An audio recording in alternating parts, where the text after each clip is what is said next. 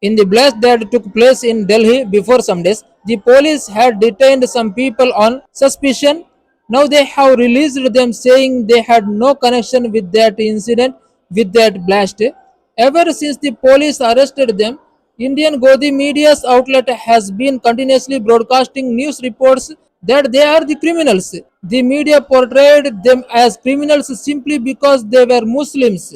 But now we know they are not criminals. Are these media outlets now ready to change their false statements? The media had covered them because they were only Muslims. Delhi में हाल ही में हुए धमाके में police ने कुछ लोगों को शक की बुनियाद पर हिरासत में ले लिया था।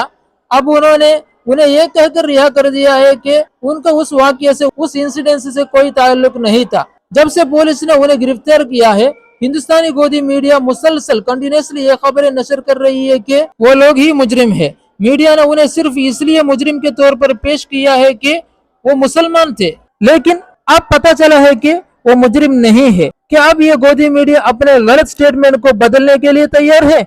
मीडिया ने उनकी कवरेज की सिर्फ इसलिए कि वो मुसलमान थे।